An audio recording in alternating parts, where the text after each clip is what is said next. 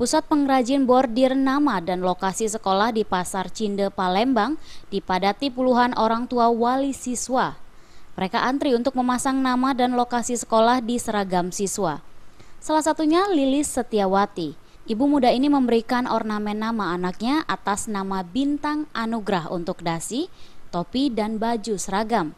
Ia pun rela menunggu hampir 1 jam untuk pemasangan semua ornamen bordir ini. Dirinya memilih membuat nama dengan bahan bordir karena lebih rapi dan enak dilihat. Untuk pemasangan masing-masing ornamen tersebut dirinya dikenai biaya Rp5.000.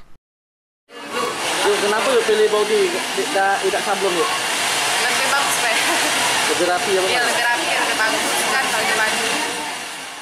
Salah satu pemilik usaha bordir di Pasar Cinde, Rita Mariati mengaku, permintaan pembuatan nama dan lokasi seragam sekolah menjelang tahun ajaran baru meningkat hingga 500% dari hari biasanya. Pada hari biasa, pengrajin bordir nama di Pasar Cinde biasanya menerima pesanan sebanyak 20 buah per hari. Namun menjelang tahun ajaran baru, pemesanan pembuatan nama hingga 100 buah per hari. Bordir. Mungkin bisa 100 barangkali. 100 orang, kalau ajaran baru mungkin 1 minggu gitu. Sudah sepi 5. Hari biasa berapa, Bu?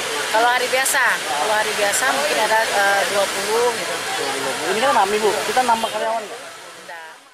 Para pengrajin nama dan lokasi seragam sekolah di Pasar Cinde menerima pesanan dari anak sekolah dasar hingga sekolah menengah atas.